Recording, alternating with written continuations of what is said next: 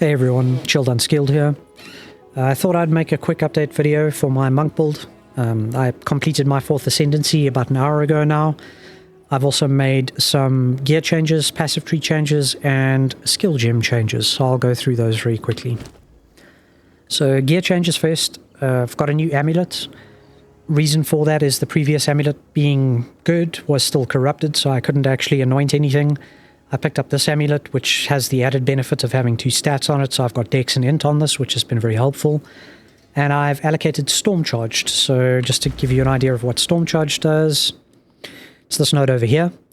It's a pretty big bump in elemental damage if you've crit recently, plus a nice chunk of increased crit chance, so that's been great for damage.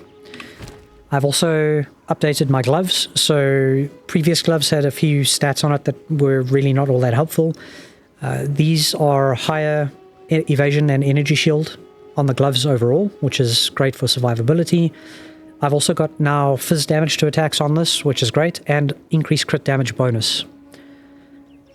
I also picked up a new belt, so this is a triple res belt. This has been great because I would not have been able to use these gloves if it weren't for the fact that I have triple res on the belt. If you remember from the previous build video, I had fire res on the gloves, I think. So having fire res on here is what enabled me to actually use gloves like this, where I only have a single resist. I still need to look at replacing boots. These are really not all that great. A lot of stats on here, basically the only stats on here that are worthwhile are movement speed, the int, and the shock. The cold resistance at the moment. I'd ideally like to get a better pair of boots. And then this ring, which is not bad, but the accuracy and cost speed aren't doing a whole lot for me, so if I can find a replacement for this, I'll be happy to replace it. Onto passives.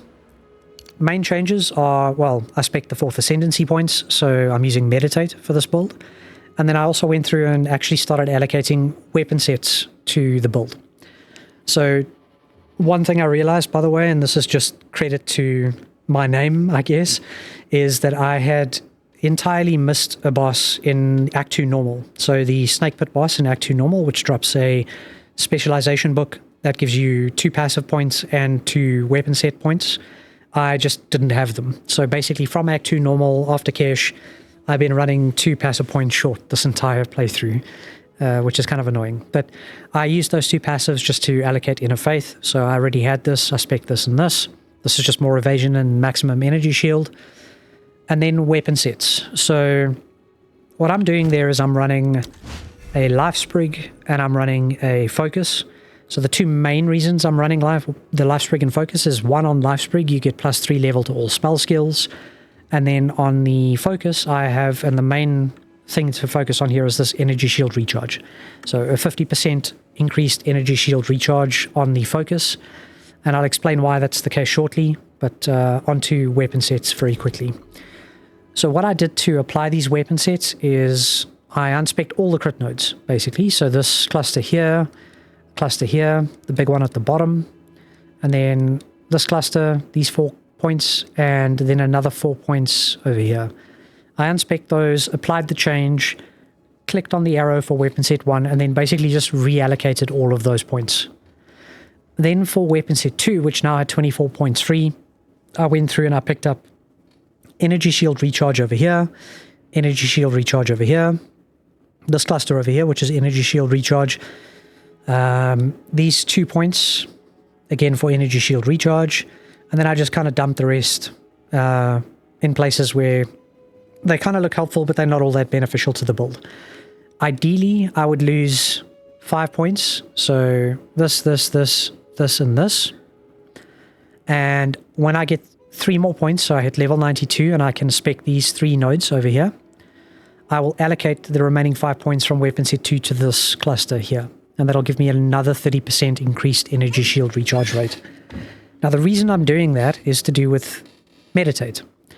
So if you have a look at Meditate, you'll see it's already got +3 levels from global modifiers, and that's from my life sprig. So this over here. In addition, and this is credit to a gentleman on YouTube named Travik, whose video was the first video I saw kind of explaining this tech, energy shield recharge rate actually affects how quickly your Meditate recovers your energy shield. So stacking as much of that as possible just means that Meditate is far faster to use. So that's a very nice quality of life improvement. And it's the reason why I've decided to go into the weapon sets to begin with.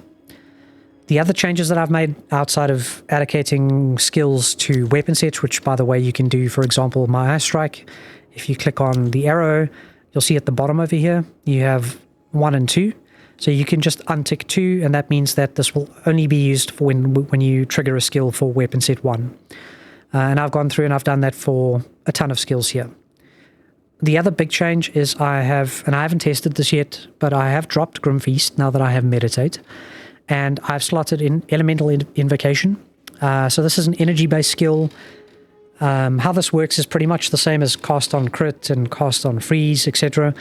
This gains energy based on, one, the type of enemy that you're freezing.